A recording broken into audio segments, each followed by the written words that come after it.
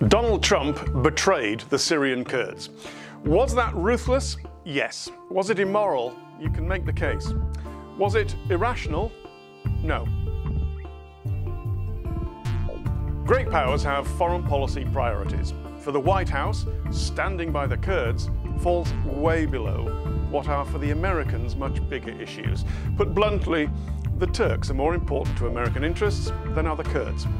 So in Kurdish-held northern Syria, the US military got out of the way, knowing that this would allow the Turks to surge forward to try and create their buffer zone. There are factions in US politics which argue that for all the blood and treasure America has spent in the Middle East, there's been little reward. Add to that the US is now energy self-sufficient, and the region becomes, for many, a secondary interest. We're coming full circle here. During the Cold War, policy was about the great powers. After 9/11, it was the war on terror and counterinsurgency. 18 years on, and foreign policy priority is increasingly about great powers again, about China and Russia, and after that, Iran, which brings us back to Turkey. President Erdogan leads a country with NATO's second biggest military, but one which in recent years has begun to drift and has increased ties to Russia, keeping Turkey onside and inside NATO so that it blocks Russia in the Black Sea and Iran in the Middle East coincides with US interests. There is a case that the betrayal of the Kurds means other groups will hesitate to ally themselves with the Americans.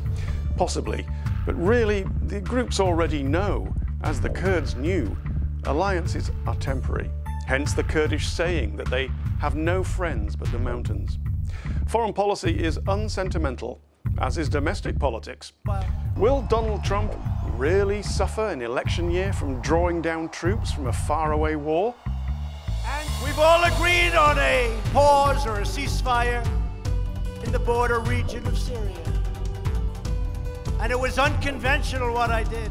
I said, they're going to have to fight a little while. Sometimes you have to let them fight a little while. Will he lose votes for not attacking Iran? Sure, he's sending a few extra troops to Saudi Arabia, but even that fits the foreign policy pattern.